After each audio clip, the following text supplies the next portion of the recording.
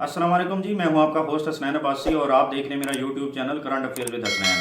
आज हम एक और इम्पोर्टेंट चीज़ को डिस्कस करेंगे और वो टॉपिक है आईएमएफ।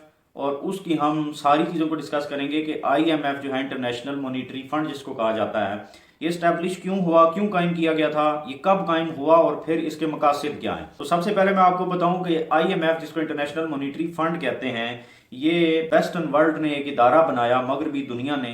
और इसका मकसद ये था कि गरीब ममालिक जो हैं वो जब माशी मुश्किलात के अंदर आएँ तो उनको बेल आउट पैकेज दिए जाएं या मदद की जाए माली तौर पर, ताकि वो उस मुश्किल वक्त में से निकलें और अपनी मईशत को एक सही तरीके से मैनेज कर सकें।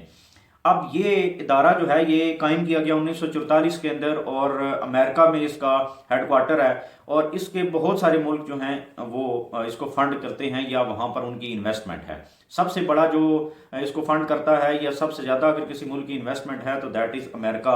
अमेरिका का सबसे ज़्यादा इसलिए असलो सूख है इस इदारे के ऊपर। आपको पता है जब भी पाकिस्तान को पैसे चाहिए होते हैं तो पहले पाकिस्तान की फॉरेन मिनिस्ट्री जो है उसके लोग जाते हैं, अमेरिका की गवर्नमेंट के जो ऑफिशियल्स हैं उनके साथ मिलते हैं और उसके बाद जब वो अप्रूवल करते हैं तो फिर आईएमएफ हमें पैसे देता है। और आपको पता है कि वो फिर वैसे ही अप्रूव नहीं करवा लेते, वो मुख्तलिफ कंडीशंस रखते हैं। अब यूएसए मैंने आपको बताया सबसे बड़ा शेयर होल्डर है और पाकिस्तान जो है वो भी इसका मेंबर है। मैंने बताया 1944 के अंदर ये कायम हुआ और 1950 में पाकिस्तान इसका मेंबर बना। और फिर पाकिस्तान ने सबसे पहले 1958 के अंदर 2 करोड़ और 50 लाख डॉलर्स यहाँ से लोन लिया।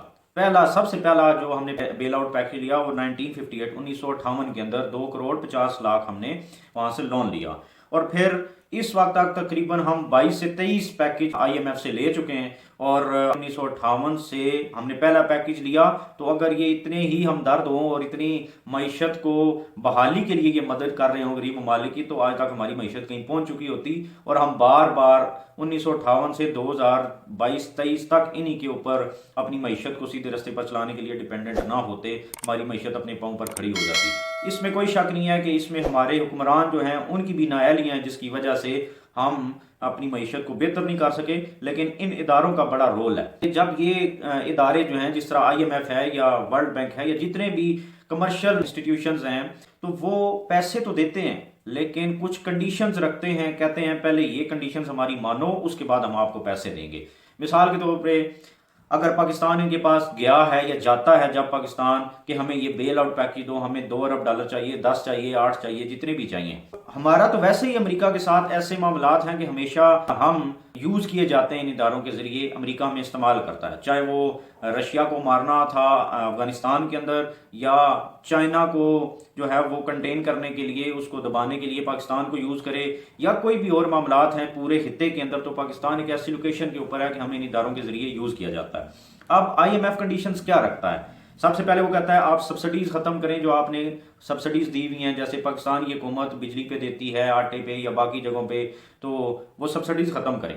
फिर आप क्या करें, टैक्सेस को बढ़ाएं, टैक्स लगाएं। टैक्स जैसे बिजली पे लगाएं, पेट्रोल पे लगाएं, खाने पीने की चीज़ों पे लगाएं, बाकी जो जो जहां पर फैक्ट्रियों पे, इंडस्ट्रियों पे, कपड़े पे, जहां पर भी आप लगा सकते हैं। तो टैक्स टू जीडीपी रेशियो जो है आपकी, आप उसको बढ़ाएं। अब पाकिस्तान के अंदर अगर 8 से 9% टैक्स टू जीडीपी रेशियो है तो वो कहते हैं 18 से 20% पर आप लेकर जाएं ताकि आपकी टैक्स कलेक्शन ज्यादा हो। तो जब टैक्स कलेक्शन ज्यादा होगी, टैक्स इम्पोज किए जाएंगे, तो अब फिर ऊपर से टैक्स का निज़ाम हमारा इतना खराब है कि सारों को एक ही हिसाब में रगड़ दिया जाता है। मिसाल के तौर पे जो 1 लाख रुपए की दिहाड़ी लगा रहा है वो भी 100 रुपए का कार्ड खरीदता है तो 10 रुपए टैक्स देगा, और जो 1000 रुपए की दिहाड़ी लगा रहा है वो भी 100 रुपए का कार्ड खरीदेगा मोबाइल का, वो भी 10 रुपए टैक्स देगा। तो फर्क क्या हुआ? इस तरीके से जो है वो गुर्बत और महंगाई बढ़ती है। अब फिर ये क्या कहते हैं कि आप इन्फ्लेशन रेट, महंगाई का रेट जो है वो ऊपर लेकर जाएं। और इस वक्त मैं आपको बताऊं ये हालत है कि तकरीबन जो इदारे हैं रेगुलेटरी अथॉरिटीज वो कह रहे हैं 25 से 26% तक पाकिस्तान के अंदर महंगाई का जो है वो रेट है। इसी तरीके से ये कहते हैं कि आप इंटरेस्ट को बढ़ाएं। जो बैंक्स सूद के ऊपर पैसे देते हैं इन्वेस्टरों को, जैसे आपको पता है कि हर इन्वेस्टर के पास कोई खरबों रुपए तो नहीं होते। जो एक इन्वेस्टर लगा रहा है किसी चीज का प्लांट, वो 5 अरब का लगता है, 10 अरब का, तो उसके पास मिसाल के तौर पे 1 या 2 अरब रुपए हैं, तो वो बाकी 3 अरब रुपए बैंक से लेता है जो कमर्शियल बैंक देते हैं लोन। तो अब वो क्या कहते हैं, आईएमएफ और वर्ल्ड बैंक ये कहते हैं कि आप इंटरेस्ट रेट को बढ़ाएं। मिसाल के तौर पे एक बंदे ने लाख रुपया लिया बैंक से, तो वो उसको कहते हैं तुम 10% सूद दोगे इसके ऊपर। तो अब वो बंदा कितना किस तरीके का कारोबार करेगा कि लाख रुपया भी उसने वापस करना है और फिर उसके साथ 10,000 रुपये भी वापस करना है। ये कहते हैं अगर 10% तुम्हारा इंटरेस्ट रेट है तो इसको 15% करो, मतलब लाख रुपए के ऊपर 15% तुम वापस लो। आप ये बताएं कि कौन सा बंदा कौन सा ऐसा कारोबार करेगा कि वो लाख रुपया भी वापस करेगा, 15,000 बैंक को उसके ऊपर सूद भी देगा और फिर खुद भी कमाई करेगा। ऐसा कौन सा कारोबार है? तो जब इतना ज़्यादा इंटरेस्ट रेट कहते हैं ये बढ़ा दो, तो उसका रिजल्ट ये होता है इन्वेस्टर बैंकों से पैसे नहीं लेते, कि वो कहते हैं कि हम रिटर्न भी नहीं कर सकते इतने ज़्यादा, तो हम लेकर इस पैसे को क्या करें। जब वो इन्वेस्ट नहीं करेंगे तो कारोबार नहीं होगा, कारोबार नहीं होगा तो हमारी एक्सपोर्ट्स रुक जाएंगी, अनएम्प्लॉयमेंट, बेरोजगारी होगी, महंगाई होगी, पॉवर्टी होगी, गुर्बत होगी। ये सारी चीज़ें जो हैं इन इदारों की ऐसी कंडीशंस होती हैं जो मुल्कों के। तो अब मैंने जो पहले बात की कि 1958 से 2022 तक हम इनके पैकेज ले रहे हैं और ये हमें कहते हैं ये काम करो, ये काम करो, ये, तो आज तक हम दसते ही जा रहे हैं, हमारी मीशत जो है बैठती जा रही है। अगर ये इतने अच्छे होते तो हमारी मीशत आज अपने पाँव पर खड़ी होती। और फिर क्या होता है कि मुल्क की इकोनॉमी जो है मजीद सवेयर किस्म की, सख्त किस्म की क्राइसिस के अंदर चली जाती है। एक और चीज़ ये है कि मैंने जैसे बताया कि पाकिस्तान जैसे ममालिक को ये अमेरिका और जो इसके फंड करते हैं इन इदारों को, वो क्या करते हैं, वो अपने सियासी मकासद के लिए यूज़ करते हैं। जैसे मैंने रशिया का बताया, चाइना का बताया और बाकी बताया।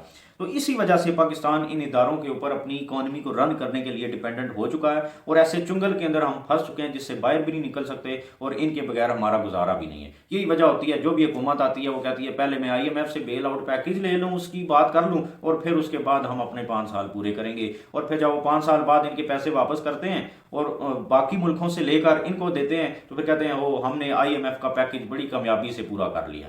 तो ये था हमारा आज की वीडियो। अगर आपको पसंद आई, आपकी इन्फॉर्मेशन में इजाफा हुआ, तो मेरे चैनल को लाइक, सब्सक्राइब एंड शेयर जरूर कर दें और अपना फीडबैक भी दें। Thank you very much. अल्लाह हाफिज़।